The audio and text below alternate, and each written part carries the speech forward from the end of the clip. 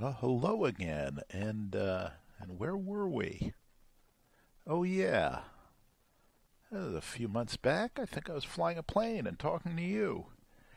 Anyway, it's good to be back. We're looking down on Pittsburgh, Pennsylvania, the town I grew up in. The three rivers here, that is the Monongahela, the Mon. This is the Allegheny, that's the Ohio. Pointed dead ahead is Allegheny County Airport, and over here is Pittsburgh International Airport. This is Neville Island right here, and down there is Heinz Field and PNC Park, and right over here is the University of Pittsburgh, and here and here and here and here and here and a whole bunch of other places are sites where there used to be steel mills, but there are not anymore. And actually, one of them right around here is Kennywood Amusement Park, which is home to some of the greatest roller coasters on Earth. And down here is Squirrel Hill, my old neighborhood, and a whole bunch of other stuff besides. To answer the question, what the hell have I been doing lately? One of the things is, as you can see, is I've been making scenery tiles in Ortho 4XP, which, if you're new to all of this, is, as I zoom in here a little bit, is software that allows you to suck down images, satellite images from the likes of Bing and Google and other servers, and drape them over X-Plane scenery, and then if you set it up right, you can have X-Plane populate said scenery with auto-gen buildings and trees, some of which end up in the right places, some in the wrong, but most of the buildings and the roads and all the rest remarkably end up exactly where they should be. And so what we're going to do today, just to show that off a little bit, is fly from Allegheny County around Pittsburgh to Pittsburgh International. This, of course, is the mighty Simcoders Beech Bonanza with the reality expansion pack attached. And I'm flying it because, well, this is sort of the other thing that I've been doing since last we met. Hang on, I'm going to take a bite of something, and excuse me, pardon the chomping noises.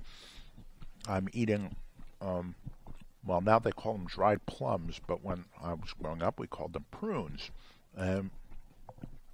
My God, they're tasty, but obviously, as you might understand, if I have to run out of here really quickly, well, this is why. Back when I was growing up in Pittsburgh and I was a teenager, I could eat anything. I could eat dozens of prunes or even dried plums, and the worst that would happen is it would be like a stupid human trick, and I would say to myself later, oh my God, my body could do that? And well, apparently it can. But now it counts as, I don't know, a Nobel Prize achievement, I suppose. Anyway, that's why they call them dried plums, is basically to destroy those associations, I suppose.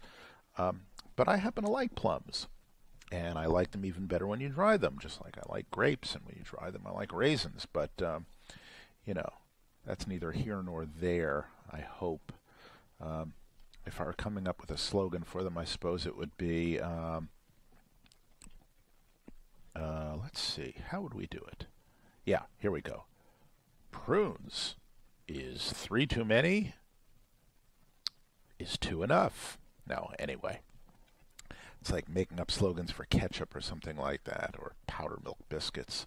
I should be so lucky. But anyway, getting back to what I was doing while I was away, is I was flying a single-engine, high-performance plane. Only in this case it wasn't a Bonanza. It was my friend Les's Piper Arrow. I went to Flight SimCon in Hartford, and the plane, unless they're based in Danbury at KDXR, which is a really funky little airport, and we went from there to Bradley, and on the outbound leg, I handled the climb and the cruise, and Les handled the descent and the. Let me just flip some switches here. The descent and landing. On the way back, he handed it off to me for the climb and the cruise, and then we approached Danbury, and he made a radio call, and then he said, "All right, pull the throttle back to." Pull the throttle back to 15 inches, and I did. And he said, all right, descend us at 500 feet per minute, and I did. And he said, line me up with the runway, and I did. And he made another radio call and got clearance to land, and he said, okay, land us. And much to my surprise, I did. So I've been flying a Piper Arrow, and I just get our throttles and our mixture full. Perhaps we'll find and prime us a little bit here. Actually, trying to see the fuel flow Pittsburgh right here. INTL information India. 2000. Skip that. And prime the engine here.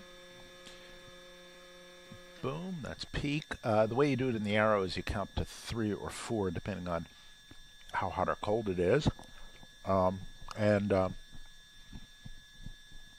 This plane you start full rich. The Arrow you start about halfway rich, but every plane varies. So what I've been doing is, as many of you know, I've got the old Bruner control loading yoke here, and I've been using my experience in the real plane to calibrate the fake one here. And there are a lot of parameters here. It's a bit of a pain in the ass, and it's not immediately intuitive. And I'll put up a video for people who have one of these yokes. But basically what I've been doing is when I sat down in the real plane, I sat there, and the first thing I did was I pulled back on the yoke like this. I wanted to see how much travel it has, in what direction, how much drag on it, how much backlash, and all the rest. I've done my best to incorporate that into the thing right now. Successful I've been, but the other thing I did, mainly since I was flying from the right seat, was I was the air conditioning guy, and that means that when we started up until we departed, there's a wind here, you can see it blowing us around, I would keep the door unlatched and lean into it with my right shoulder right here to keep it open enough to get some slipstream in to cool the airplane, or to cool the cockpit. So you'll notice that in this plane, it does this in the A to A Comanche and Cherokee. It does not do it in this plane, sadly. But when you start up in those planes, and in the real one, it blows the door shut. So we'll start things up right now. Let's turn on our nav light here and our beacon, and take a quick look around and see nobody there, and look up there, and there we go. All right, that's fine. And we'll just get started here. I'll start it up with the door open.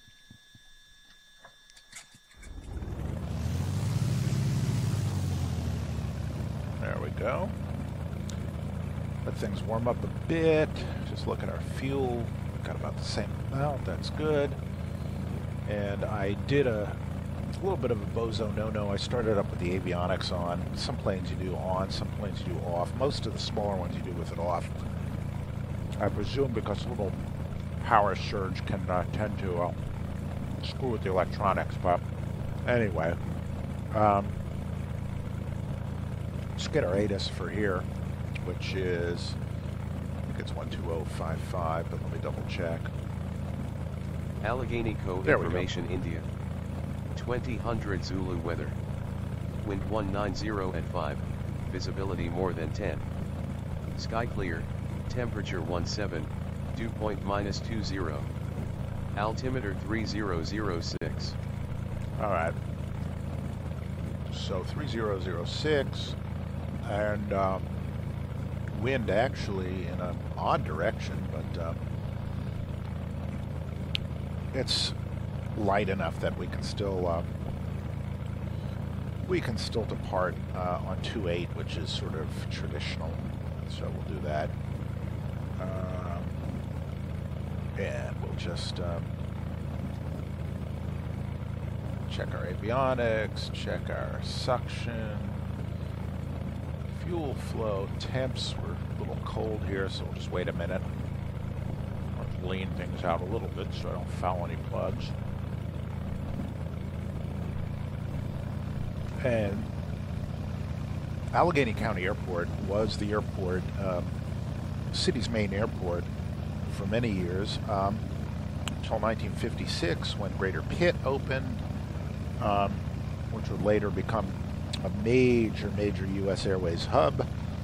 600-700 flights a day in and out of here, and that quickly changed, though, about 10 years ago, and now it's kind of a ghost town, as you'll see. I'm just going to set a course for the runway heading, and actually set a heading for the runway heading. Help us identify it. And mess with the trim a little bit. I'm still running out of elevator authority in this plane, and people have speculated that the problem is when they tinkered with X-Plane 11, they screwed up the ground effect, so it tends to slam to the ground just a little bit. So figure that out, and let's do a control check here. That is grand. And that is grand. And that is grand. And there we go. Alright, that's nice. Best ever. And just waiting for the oil temps to creep up here. The nice thing about the Piper is almost the instant you turn it on, it's warmed up. So there you have that. Just shut that. Notice it doesn't blow shut here. That's alright. As modified by Simcoders, this plane just flies beautifully for the most part. It's really quite lovely. So what we'll do is make sure that our transponder is on, and it is. And we don't really need to do anything, but what I can do is I can do this. Just go to flight plan, menu, get rid of that. Go from there to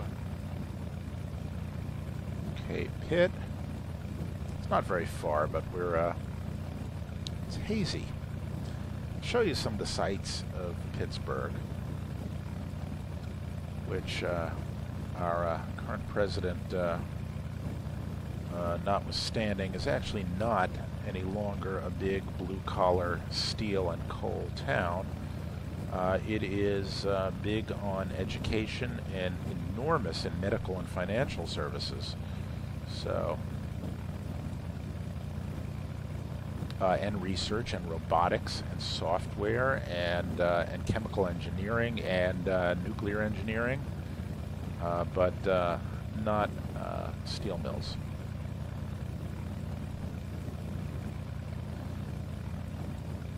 All right, there we are. Doesn't really matter that much. It'll just give us a little magenta line, a little bit of something to deal with here, and with that, let us taxi on out.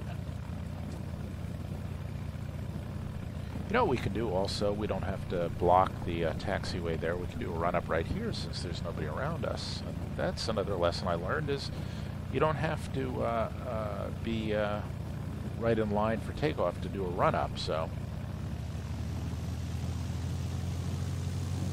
Other thing you don't want to do is yeek the power up all of a sudden. So we'll just exercise the props 3 times. 1. The point here is to get oil flowing through the actuator that is used to adjust the prop pitch so that it doesn't stick. and it's there when you need it.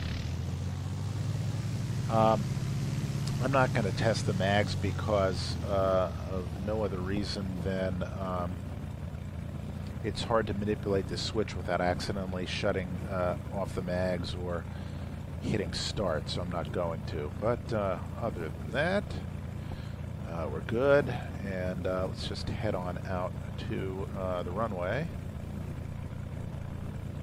I think this is just stock scenery. I've got the the ortho scenery over it, and other than that, there's really nothing fancy.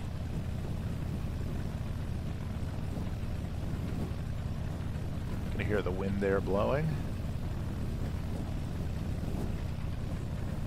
It's a very nice plane. And other than the plunking down to earth, it is absurdly easy to land. It's very forgiving. It's very nice. Doing a little bit of a southwest taxi here. But I had a big old time landing the plane, and if anybody has any doubt whether they should give real-world flying a try, they should. You should just do it. It's just flat out a hoot. The one thing you don't feel in simulators, X-Plane or any of them, is, and I experienced this in cruise because I hand flew the whole thing, and you should. When you go over a little bit of a hill or a body of water that changes to a big piece of land, and you get an updraft, a little bit of a thermal, you can feel it push you in the seat of your pants, and you can feel it give you a shove from behind, and you can feel it rotate you about the pitch axis, and you can feel it when it goes away and it sinks, and it is like being one with nature, with the weather. It's just great. All right, let's get ourselves lit up here, ready to go. Fired up, as they say, ready to go. That's all cool. That's all cool. That is all fine. We'll switch to Greater Pitt ATIS here. And everything else looks good to go. Full rich on the mixture, and we'll just take the runway here. And we'll get out of Dodge. We're going to be having kind of a quartering tailwind here, so it's not really ideal, but you know, it's not enough to really cause us too much concern. We'll take a look at the windsock when we take the runway. It's funny, we're going to Bradley, and we wanted VFR flight following, and I learned all these shorthands for the terminology because air traffic controllers are busy, and you would think, you know, you'd call up ground and or the tower in this case, and say, you know, VFR to Bradley, looking for, or request VFR flight following, and the real radio call was, you know, Arrow 272 Lima Charlie, VFR Bradley, can we get a frequency, which is a departure frequency? And the controller, you know, did all that, but then he asked, bear in mind that we're about a half an hour away from Bradley. It's the biggest airport in Connecticut. And the controller said, can you give me the identifier for Bradley? And so Les said, that's Kilo Bravo Delta Lima. And the guy says, stand by. And at that point, Les looked at me and he says, shit, I got to break in another controller. The same controller on the way back got himself enmeshed in a conversation with a departing Learjet on the ground holding for takeoff, and almost didn't keep us separated from some traffic, which, I mean, being VFR, it was our job to do, and we'd been handed off and our radar services were terminated, but we were both in the same approach stream, and neither one of us got really good guidance. And as it turned out, both of us, Les and the pilot in this other plane, and I'm hogging the runway, I know that, sort of helped the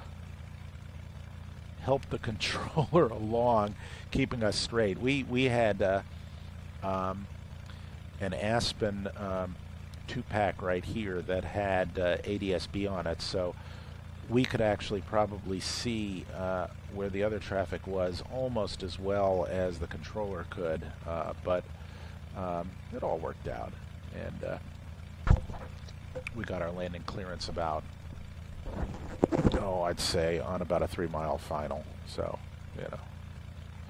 that was our fun for the day. So let's get on out of here. We'll climb up to, say, 3,000 feet, which is about 1,700 AGL. And I did want to look at a windsock, and where is one? There's one right at the intersection here. I should have looked at it on the way out. What have we got? What do we got? We got a little bit from our left. So, throwing a little bit of left aileron like so. And probably a little more right rudder than usual to counteract it. And that and the torque. And let's get going.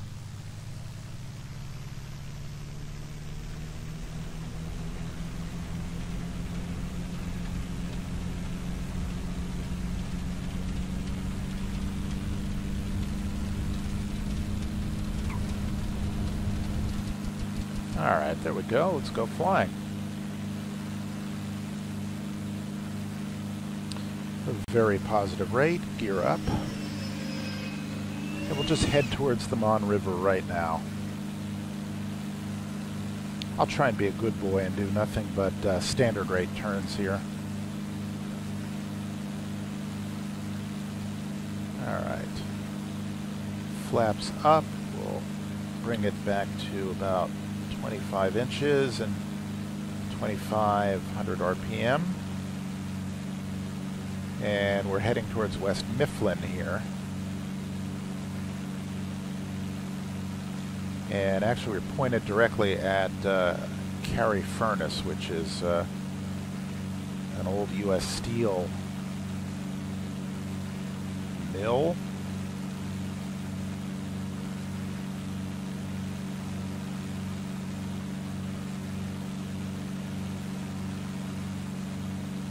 There we go.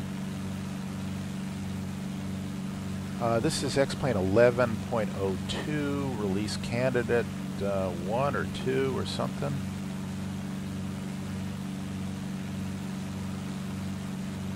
That actually, off at our 10 o'clock, Cary Furnace is now, it's either a state or a national park. And there's one little piece of the blast furnace left there. We'll come up along the river. All those rail lines used to be unbelievably well trafficked because if they weren't taking away the steel or bringing the iron, say pig iron, just to the next mill down the river to get turned into steel or to get rolled into I-beams and such. Let's level out right here, 3,000.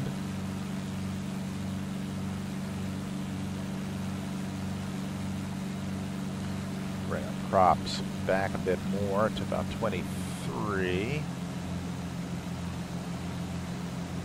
Get our young noses down as we head towards the south side of Pittsburgh. They're off to our left.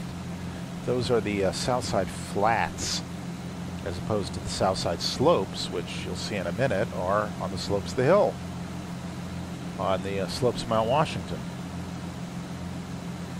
So the normal arrival stream to Greater Pitt comes over this way, out that way, and then makes a left. We'll come a little bit closer to the city, and we'll go out via the parkway.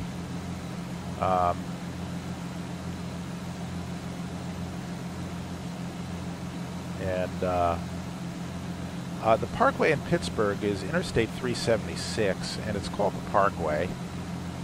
And there's the Parkway East and the Parkway West, which is confusing because you would think that means the Parkway going east or the Parkway going west, but it really means the Parkway West is on the west side of these tunnels through this hill, and the Parkway East is on the east side of the tunnels going through another hill.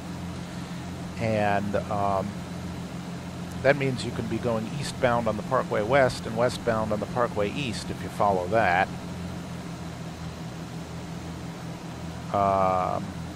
And there's the Parkway Central, which is in between the two. So, with that said, let's head towards Neville Island. This is the north side where Mr. Rooney and his sons ran the Pittsburgh Steelers. Still run the Pittsburgh Steelers.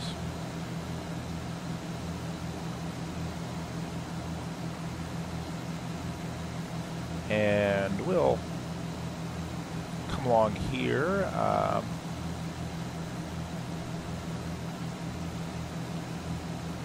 And this used to be Alcoa and Pittsburgh Plate Glass, PPG, and Pittsburgh Paints. And that's Crafton over there. That, I believe, is where Bill Cower, the Steelers coach, hails from. Former Steelers coach. For some, sadly, who don't understand that Mike Tomlin's actually got a better record than Cower, or Chuck Noll for that matter. Bill Cower is still the coach of the Steelers, but he's not, of course. Did my gear not come up? No, my gear's up. My flaps are up. I'm just going slow. I'll screw that. Throw a little more beans on the fire.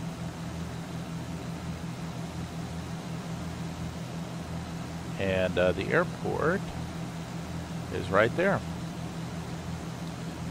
We'll make a long straight into runway 28 left. And I mean, this is just amazing. The street rendition, I can recognize the streets. We'll do a touch and go of sorts at the airport here, and then we will we'll take the highway back into town, and we will literally follow it. And I swear, I've flown this way, and it is really, honest to goodness, as I remember driving it. It's really as simple as that.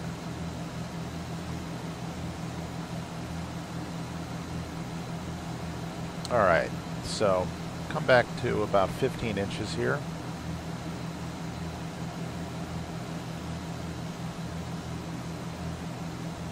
There we are.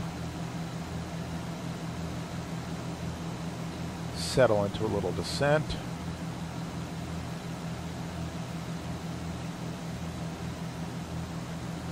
I mean, it's really uncanny. It truly is.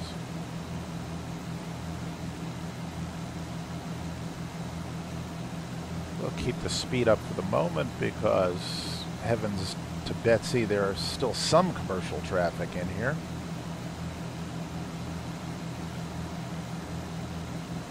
Get our ATIS. Pittsburgh INTL Information India. 2100 Zulu weather. Wind 190 at 6, visibility more than 10. Sky clear, temperature 17, dew point -20. Altimeter 3006. Arriving runway 14, departing runway 14. Ah, Advise okay. on initial contact you have India. All right, well, 14 is over there, and it actually, in real life, they never arrive on 14, but we'll humor them, and we'll just ease ourselves into a left downwind for 14. I don't think I've ever landed on 14. They sometimes depart on 14, and when the terminal was here instead of here, they did it frequently because it was a very short taxi. But mostly they would depart on 10 right. Wow, that's funky. All right, we'll just tune our course up here to 3-2. Just so we have a little bit of SA. And that's no BS. All right, we'll just ease ourselves into a downwind leg. I'm right about pattern altitude, too. The airfield elevation is about 1,325 feet. We'll just slow ourselves down, bring our props full, bring our mixture full. Trim up a little bit, get our gear down now. 1 notch of flaps. We'll fly out to about there, and we'll turn base.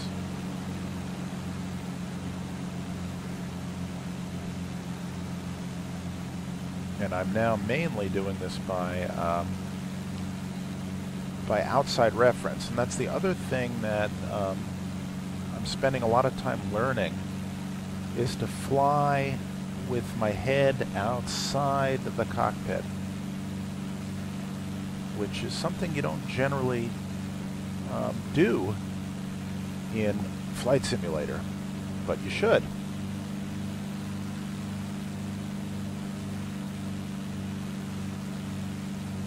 All right, so I'm about 400 AGL. There's our runway.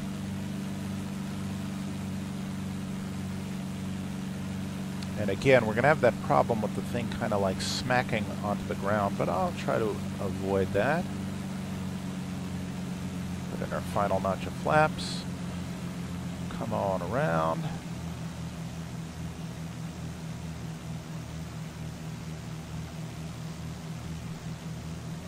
There we are.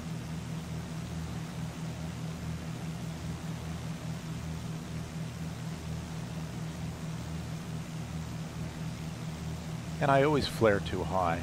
That's just...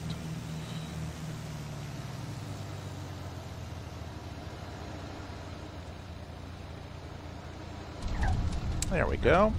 That wasn't too bad. 43 feet per minute. No, that was actually pretty good.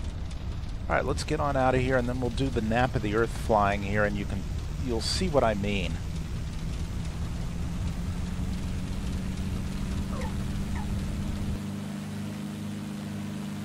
And up we go. Not going to climb very high this time. Gear up. Flaps up. Just level out here, and we'll find the highway.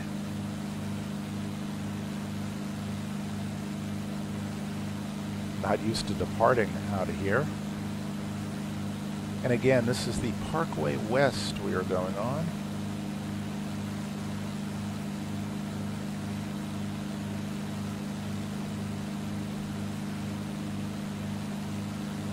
There we are. In the old days, this was the main road here to the airport. Now it's over here because the terminal is elsewhere. There we are. Okay.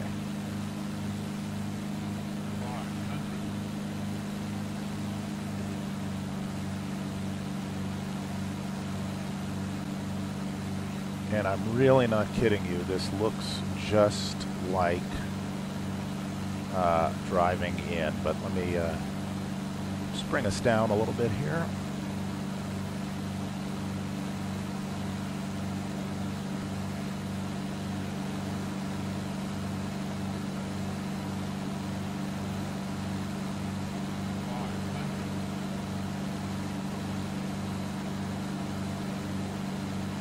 Trim into it a bit. We'll make all deliberate speed. There we go.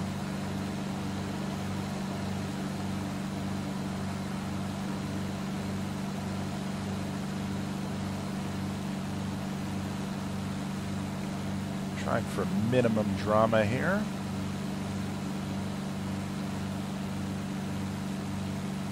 I mean, look at this. My favorite movie theater growing up was right about there. There's the Showcase West.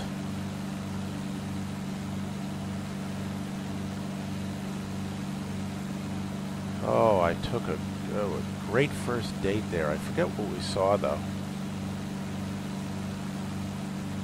how about this for crazy? She called me up doing a phone survey, and I started chatting with her, and I just got the impression that she was really cool, really cute.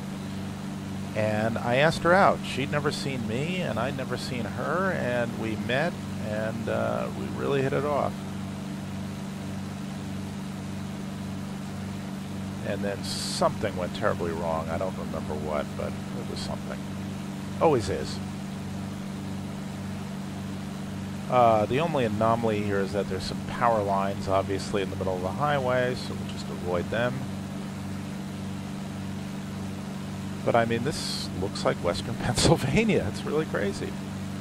Over these. There we go.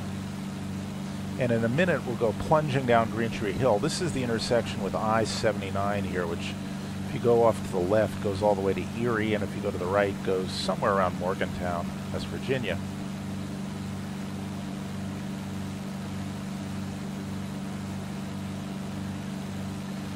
This, by the way, is set at almost 4K, and with the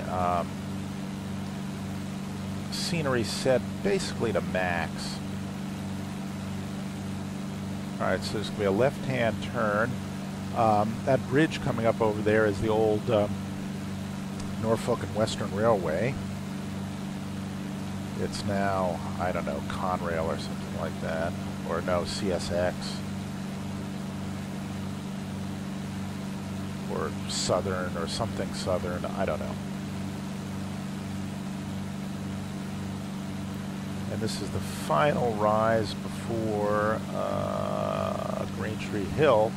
And Green Tree Hill is where the trucks would all lose their brakes on the way down.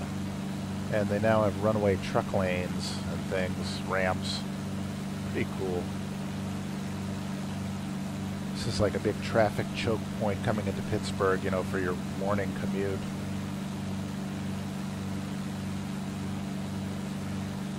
But again, the placement of the buildings and the houses is almost perfect. You know, where the AutoGen puts it, it's really great. All right, so up over Green Tree Hill.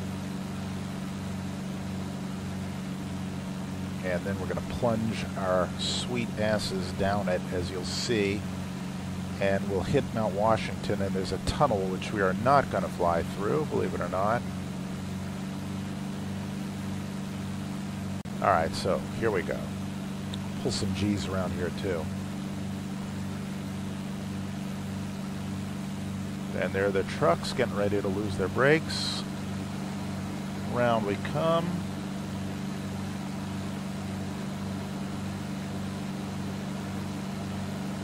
All right, and down. And there is the tunnel, and we'll just pop up over the hill here. Give it some gas. And we'll come up over Mount Washington, and you will see one of the greatest entrances to a city you could imagine, only pictured through a tunnel. You just emerge from the darkness, and you're just over the river, pointing right at that. Only a better looking version of that, actually. Alright, we'll just come into downtown here, as they say, and we'll loop around the U.S. Steel building.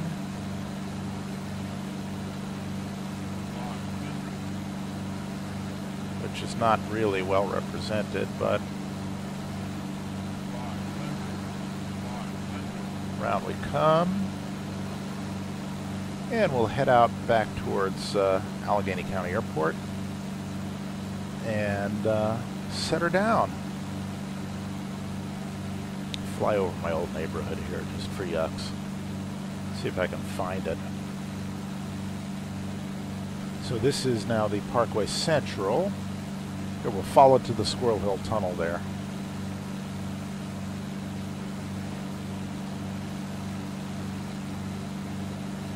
On the right side is Greenfield, and the left side is Squirrel Hill. Squirrel Hill is where I live. Greenfield is where the people who always wanted to kick my ass lived.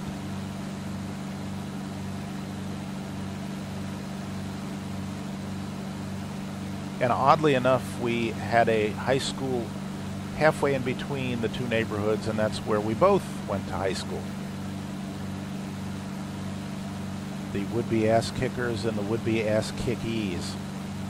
Let's see if we can just come down to the tunnel here.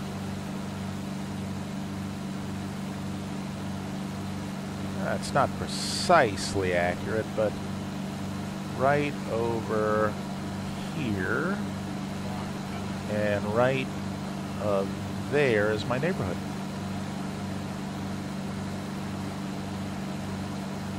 And right there, that's my house.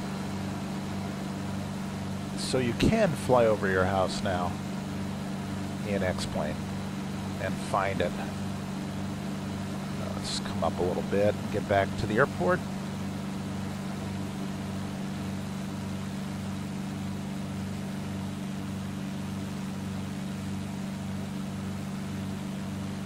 Let's see where we are. The airport is right over there. Get ourselves into a base leg. And the airport is up on a big plateau, so it's pretty funky flying into it.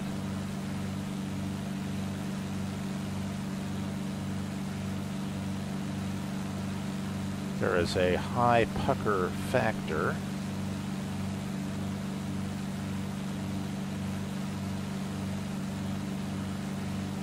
And actually, you know what? Let's go to runway 18 because that's more or less the way the wind is coming from right now. It's a shorter runway, but it is more consonant with the wind direction. A little bit high. Slow down here. Bring our props up, and we're just going to bring our gear out a little early to get ourselves set for the greatest of all successes.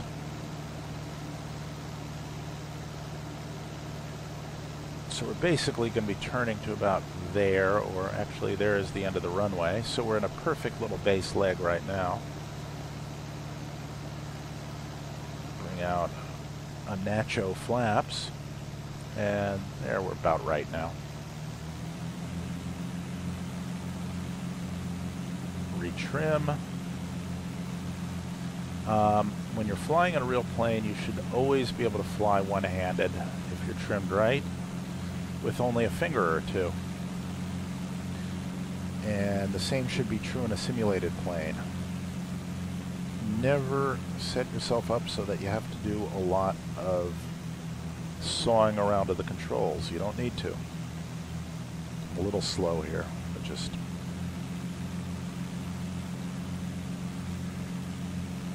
Alright, so there we are. That's our runway, but would be perfect with the wind. It really does, the length doesn't really matter. We're good anyway. And you can see this is all reclaimed slag heaps and things like that. It's industrial tailings and things, or strip mine remainders. Turned a little soon, a little high. Let's point our noses at the ground. It's a little deceptive because it's on a mountaintop, of course. And in real life, that's a mall right there. 500.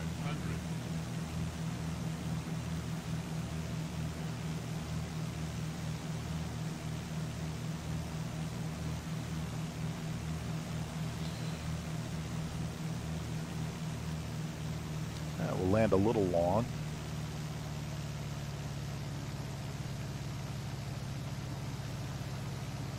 But not too much.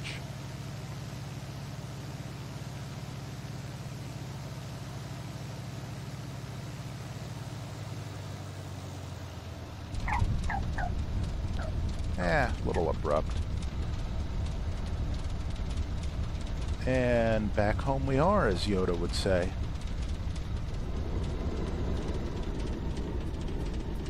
Little X-Plane lousy ground handling there. And there you have it. A little tour of Pittsburgh. And I cannot tell you how cool it was to meet some of you at Flight SimCon. I met Ty, the great cat straighter, and Chris, the mighty heli pilot 7, and Phil Hawtrey also from Canada, and a bunch of other people besides. Just had a big old time, and your messages to me have been unbelievably heartening in the time I've been away, and I owe you guys a lot of videos, and I shall deliver. You're the ones who make it all worthwhile, and I couldn't do it without your encouragement and your tips and your software advice and your configuration files and all sorts of other stuff. So I can't thank everybody enough, and I really especially can't thank everyone enough for all of their kind wishes. So just going to clean off our plugs a little bit here. Lean it out. Whoa, there we go. That's about right. All right, and a boom. Look for more of these in the very near future. He says as he knocks the keyboard off of the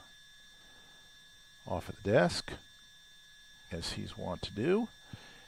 And in the meantime, thank you all for watching, and I'll see you all very soon.